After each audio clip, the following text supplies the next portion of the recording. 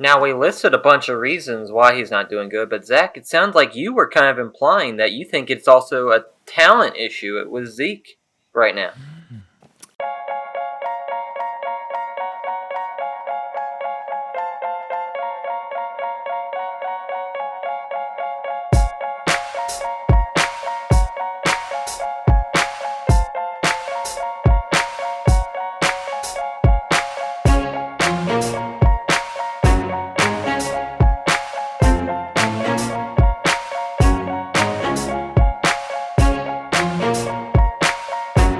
What's good, Guff gang? Ooh, a lot of G's. We are back. That's right. Grown Up Fantasy Football has returned. James Reiner, Zach Maziarz, Joey Marino. And boys, does it feel good to be alive today? Yeah. It does. It does. I would say so. I think it does. It's hump day. It's Wednesday. And someone else who is facing hump day in his fantasy season right now Hump life. Yes, the hump life is for Ezekiel Elliot. That's right. That sounds so wrong. It does, but it's true. We're all adults. We can handle it. You're right. All right. This is grown-up fantasy football. We can keep it Right. together. This is not Grown This up. is not children's fantasy football. But yes, today we are asking the ever pertinent question of the age-old question. What has happened to Ezekiel Elliott? What we're doing is we're going through the facts and stats of this player. We're giving you our take on the season up until now. We're going to tell you what we think is wrong with the season, with the player, with whatever. We're going to tell you what's been good about this player, and then we'll give you our outlook moving forward within the rest of the season. But before we get into this, be sure to subscribe down below. We've lost James for a significant amount of time. We lost Zach for a significant amount of time. Who knows what will happen to me going on through the season? Those subscriptions are, you don't even know how important they are to us. I mean, I think I speak for the three of us when I say we take a look just about every night at the subscriptions and we see who they are, and we thank you in our prayers and in our thoughts. We thank you so much for those subscriptions because they keep the channel alive. I'm doing handwritten thank you cards this weekend, Yeah. so subscribe if you want one. All our pen pals. Whether you like it or not. Somehow we got your address. But, yeah, be on the lookout for James's handwritten thank you notes. Thank you. If you want those thank you notes, be sure and hit that subscribe button. We might and get lose that counter subscribers now. But, boys, I think it's time we ask the question, what happened to Ezekiel Elliott?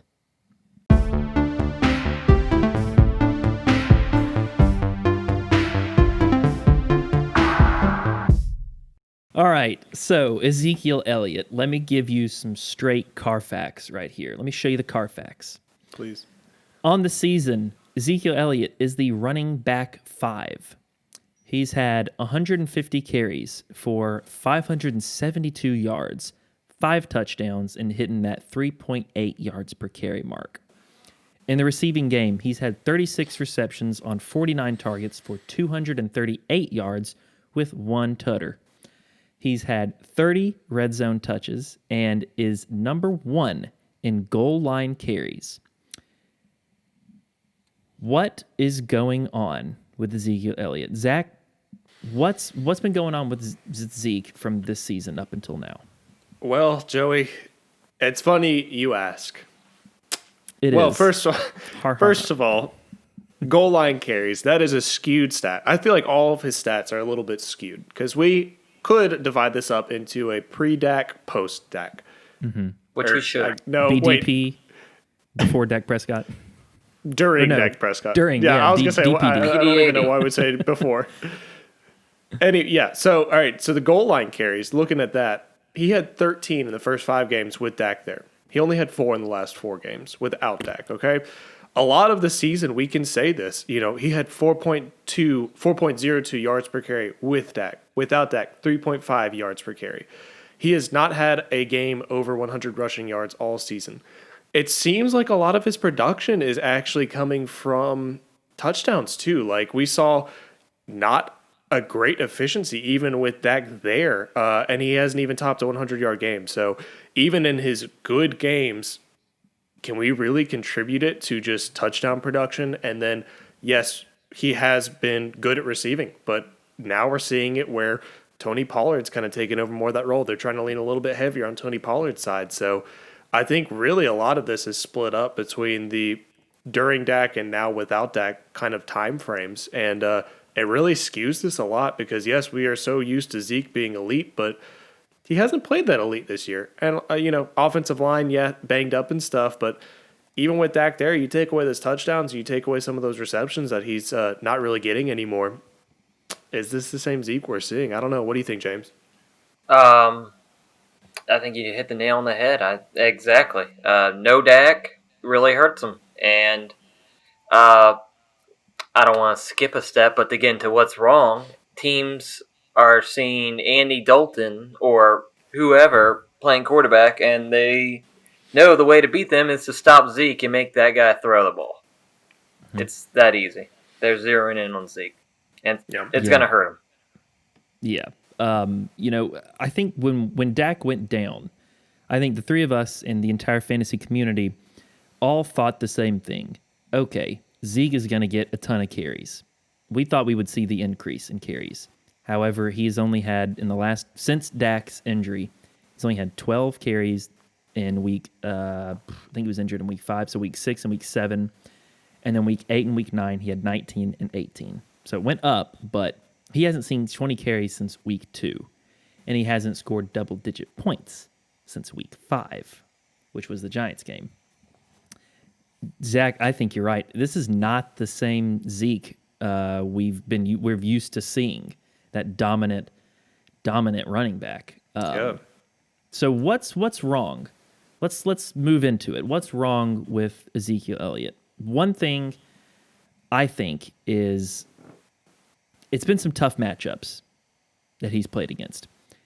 He's had Pittsburgh, Philly, Washington, and Arizona, and they all rank in the top 15 against running backs. And James, like you said, the defenses know how to play against Dallas now. No Dak. I'm fine with making Andy Dalton try to beat me. I'm fine with making Garrett Gilbert try to beat me. I want to stop Zeke. All they have to do is just stop him. And all those defenses that we just named, they all have a secondary that can kind of keep up with these wide receivers. I know Pittsburgh definitely does. Washington, don't sleep on Washington's secondary. They're pretty good. Arizona still has Patrick Peterson, Budda Baker. And Philly, they don't have Darius Slay, but they can get pressure up front that creates havoc in the back. That's one thing that I'm seeing that what's wrong with Ezekiel Elliott is the matchups. I feel like the matchups, yes, are concerning, but I feel like this season Zeke hasn't produced as well already as I would have wanted him to. Like I said, like looking at his games where he has done well, he has scored a touchdown in all those games. Like you see like a good fantasy day or even just like kind of a modest fantasy day, he has a touchdown in those games, -1, and he got like a good bit of receiving work there. And he saved himself with the receiving work too in some of those games because with Dak, he was averaging like 6.5 targets. Now he literally has, I think, 4.25 targets, and that's inflated due to one 10-target game where he only received 31 yards. So without that 10-target game, like he's probably averaging like 1.5 targets per game. So he doesn't have the receiving work to help him. So that hurts a lot. No Dak hurts significantly. And I honestly want to pull up a stat to see like the amount of offensive points the team scored with Dak compared to what they scored now because they can't score now. Like they can't even get into the red zone. So that takes away a significant chunk of what Zeke could do in terms of actually scoring because the team can't even get in the red zone now. Like they went from this high-powered offense. Yes, the defense can't stop anyone, but a high-powered offense that could at least get up and down the field to having a terrible defense that just can't, keep the offense of the other team off the field. And on top of that, they can't even move the ball past the 50-yard line. Like, it's concerning, especially with the yards per carry and kind of lower efficiency we were already seeing with Dak there. Now, we listed a bunch of reasons why he's not doing good, but Zach, it sounds like you were kind of implying that you think it's also a talent issue with Zeke right now. I don't think it's a talent issue necessarily. I think a lot of it is the offensive line. They're struggling. They're beat up right now. We have seen, actually, though, like, I don't think Zeke has lost anything, but just looking from where he was last year in terms of yards per carry, like, he had so many games where he was averaging 6 yards a carry, 5.5, like 5. Like, he hasn't broken above like 4.5, like, I think this whole season. Like, and you could chalk that up to offensive line struggles. You could chalk that up to just teams being ahead as a whole, so they didn't have to run it as much, for some of the previous games. I still think it's Zeke. I think talent-wise it is there. But, yeah, I don't know. It could be something where he isn't looking as good this season either. I mean, I've seen jokes on Twitter where people are saying, when did Tony Pollard get better than Ezekiel Elliott and stuff like that. Yeah. So people are knocking on him. One thing I wanted to bring up was I think it's the workload too. I think we mentioned this in our last what happened to Jonathan Taylor, that the more that backs like Jonathan Taylor, like Derrick Henry, and I think like Ezekiel Elliott, the more carries they get, the better they get going on. Yeah. Going back to 2019, he hit 20 or more carries 1, 2, 3, 4, 5, 6, 7 times within the regular season. He's only seen that twice, and we're at week 10. Now, there's a chance it could get better with that, but Mike McCarthy is known to have a very pass-happy offense. I mean, you saw what he did with Aaron Rodgers back in Green Bay. I don't really trust McCarthy to give him the amount of work that Zeke may really need this season. With one, like you said, a kind of a makeshift offensive line. They lost a couple of guys, and two, with defenses keying in on him. I think the more carries he'll get, the better he'll get, and the more not necessarily efficient, but I think he'll start churning out more yards. Mm-hmm. Yeah, I'll give kind of when we go into like the upcoming schedule and our outlook moving forward, I'll kind of give some things that I hope.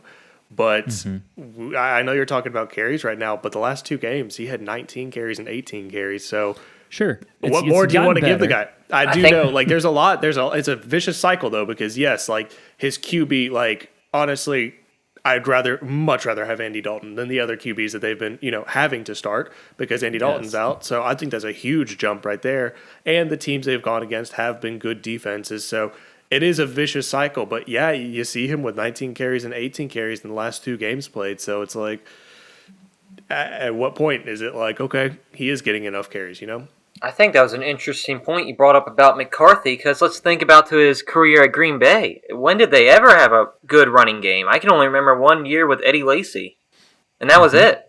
I mean, it's never been productive with McCarthy. Zach, you're the Packers historian. I mean, do you remember a whole lot of the Packers running backs in the McCarthy era? No. Besides Eddie Lacy, no. Yeah, I mean, that's what I think. I think it doesn't really bode very well. Don't go knocking Ryan Grant, though. Remember him? Oh, man. Ryan Grant. But I think we've bashed enough of Ezekiel Elliott. Yeah. Zach, let's tell me what's good. Yeah, tell me what's good. Tell me what's good with Zeke. What's good, Zeke? All right, well, let me get us started with it's Zeke, okay? Yeah. I know I'm bashing his talents a little bit, but it's Ezekiel Elliott. I know there's so much talk out there of, if he put Zeke in a different type, offense or a different organization, would he have really done this well like these last couple of years and stuff? I think so. I think he is a phenomenal talent. Joey, I know I was kind of knocking on the last 2 games, having still higher carries, and at what point do we say, okay, he's getting the carries? I do think that's a great sign, though. The fact he, in hard game scripts where they are deploying QBs that they do not want to, the fact he's still got 19 carries and 18 carries, I think that once Dalton comes back and returns, he could still get that amount of carries, and I think Dalton is a huge bonus to them moving forward because, I think it really is. I think we're like, yes, it's Andy Dalton and stuff. I think Andy Dalton's 10 times more competent than the QBs we saw while he was Cooper out. Rush? You think he's 10 times more competent than Cooper Rush? Your boy DiNucci, Joey, you need to tell your Italian connections to just get rid of DiNucci. Like, he should not be Italian anymore because, man, that was poor. But I think moving forward, the schedule actually lightens up a bit, which is good. Andy Dalton comes back good. And this was kind of moving forward, but personally, I think that we talked about a little bit, the O-line is struggling and has not been healthiest, and we've seen his yards per carry not be as good as last year because of that. But I'm thinking, they're in a bye week this week. Maybe they can change things up. Maybe they can change up the blocking schemes a little bit, or the personnel. We saw it with Tom Brady, actually, this week as opposed to last week. Bruce Arians said, all right, we're going to switch up the blocking schemes and the blocking personnel because the Saints were just able to get so much pressure on them. And then we see it this week, and they do a good job. So who knows? This bye week, they could change some stuff up. And I think another thing that's good about this, they're the NFC East. It's still, surprising as it is anybody's conference. So I think you take the talent of Zeke, you take the fact that they still could win the conference. I don't know if they even think or consider they can win the Super Bowl, but what team in the NFC East could win the Super Bowl? So I guess they're all just thinking and maybe wearing rose-colored glasses, but I think that helps too because they're still in it. So they're not going to say, okay, well, let's play Pollard more. They're going to try and win football games, and you got to put Zeke in to do that. So, Yeah. James, what do you think was good? Zeke, he's the number one running back on the team. He's going to keep getting carries. He's going to keep getting production. It doesn't really matter what team it is or what the back is. You're going to play this number one running back on a team. And Zeke's not the worst option to have. I think he could have a productive season going forward. The thing with with Zeke is they should rely on him going forward. Maybe McCarthy will switch it up after the bye. Maybe he'll, like you said, he'll switch up the blocking schemes, but maybe they'll give him the ball a little bit more. Tony Pollard has been, pretty efficient, but his carries he's only hit 10 carries once against Arizona, and he's only hit 10 fantasy points once against Cleveland. So I don't think he's going to eat too much into Zeke's workload, but we've seen Zeke carry. We've seen Zach too carry a huge workload. We're one. We've seen them both carry a huge workload on their shoulders. And another thing is he's still getting 16.1 fantasy points per game. Now, granted, it's decreasing, but that is ninth among running backs in the NFL. So moving forward with Ezekiel Elliott, what's coming up next? What's on the slate for Zeke? I'll tell you what's directly next is Minnesota. They rank number 22 against the run. I think this is a great bounce-back game. We see Minnesota. They are nothing special. They're super beatable. I think this is a great win-now game for them that we could see Zeke play lights out and be the Zeke that we know. And moving forward, like I said, their schedule is not the best against the run, but compared to what they've gone against earlier in the season, it does seem to lighten up just a little bit. So that's good.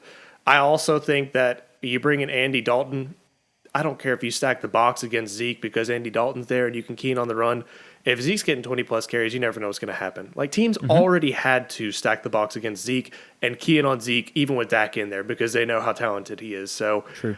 I still think with Andy Dalton there, it still helps them a good bit more than the other QBs they've had to use. He's not great, but even if he can just do better moving the ball, that should help Zeke a ton. And then I think, like I said, with the blocking schemes or the blocking personnel, if they can change that up this bye week, and then I want to see Zeke more involved with the receptions. If we're not going to get the touchdowns that Zeke has gotten in the beginning of the season, at least give him the receptions. Pass the ball to him, try and get him utilized in whatever way, and I think he could actually salvage the rest of his season for you. James, you got anything to add on there? I have nothing to add. I think he covered all the bases. Wow. Great job, Man, Zach. Great convincing. Yeah, let's just end it now. Well, before we do, Joey, do you got anything moving forward for you? I do, yeah. So good, okay. I think it's not some great matchups he's got. He's got Baltimore, Washington, Cincinnati, surprisingly, San Francisco, and Philly are all good. against running backs, but he does have Minnesota right here. But I kind of think if he does really well against Minnesota, it's a little bit of fool's gold. The thing is, volume is usually king and usually trumps a bad matchup. But I'm not sure he's going to get the volume. Maybe he will. It hasn't looked like that so far. All I care about is if he could still get 19 touches per game. If he gets 60 yards with those 19 touches, that's fine with me. That's already, you could already chalk that up to some of the games earlier this season that he probably could have done to that same exact efficiency. But if you have a person, you see Philly, they're beatable through the air. San Francisco is pretty banged up. They have a fairly strong defense still, but I think they're beatable through the air. Cincinnati, beatable through the air. I think if you can at least get in the red zone, that gives Zeke so much more of a chance. So I think this schedule, although, yes, it is not amazing in terms of running back schedule, I think it's better than some of the games they played so far this season. And hopefully they can find something offensively to at least move the ball. And that gives Zeke a much higher upside than what he has had the last 4 weeks. Let's close out with the same question we did last time. Do you want him on your team for the rest of the season? I'm saying no, because he's your RB1, and I think everyone else's RB1s are going to outperform him on a week-to-week basis. I think Zeke has a couple more blow-up games, but most of them are duds. Yeah, Joey, you go first. I want to ponder this. Probably so. I'm with James. Like you said, if he gets 19 carries and 60 yards, I don't want that out of my RB1.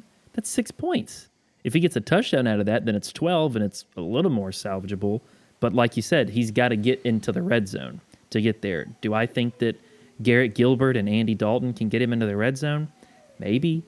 But as an RB1, James said it best. Your other RB1s are going to be outperforming him. So I don't think I'd want him on my team. So, and if you have not already seen our What Happened to Jonathan Taylor video, please go check that out somewhere. Just feel around. But I think it's somewhat similar. Dynasty, I would buy low on him as quick as possible. Of course, Dak's going to come back next year. Should help things out a lot more for him. Hopefully, yeah. But I think next year is going to be a much different story of Zeke. So if you can buy low on him right now, do it. I would agree with you guys. If he is my RB1, like, I do not trust him. But what can he do at this point in time? A lot of people's trade deadlines are either approaching or already gone. So are you guys saying if he is your RB1, are you benching him for somebody else? Like, do you have someone else better to bench him for? Like, I don't think you do, and that's my argument, that he is your RB1, and he's not going to... There's 11 other teams with better running backs. There's a chance that, if you're a Zeke owner, you may have picked up, like, James Robinson, maybe like the perfect example. If you picked up James Robinson, you've got an RB1. Zeke can be your RB2. Otherwise... Man, I don't know. I think he is still somebody like Minnesota, Cincinnati. Some of these games, like, I would still play him in, but I think he is becoming a lot more matchup based. To where if you pick up a waiver wire running back, like, yes, they're not like a sexy pickup, but we see who's the new name on the Dolphins, the like undrafted free agent, the running back. Oh, Ahmed. Yeah, Salvir Ahmed, I think, or something like that. Yeah. Ahmed, yeah. Yeah. He played like lights. Yeah, we'll go with that. Yeah, that guy, yeah. He played lights out this last game. So if he's got favorable matchups moving forward and Zeke's playing against Baltimore, like, I might pivot a little bit and switch him out. But, some of those games, I could see Zeke doing well. But I think he is more matchup based now. Like, yes, his talent is there, but if you can see the first couple games, Andy Dalton start moving the ball well, doing good, then maybe that changes. But as of right now, I do think he's matchup based. I think for the Zeke owner, go pick up Salvan Ahmed. That is his name. There you go. I would go pick him up.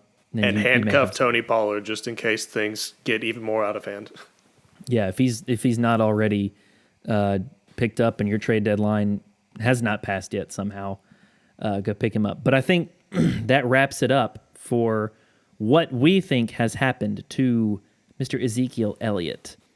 Be sure to leave a comment below on what you think went wrong with Zeke, what you think is still good about Zeke, and whether you want him on your team or not.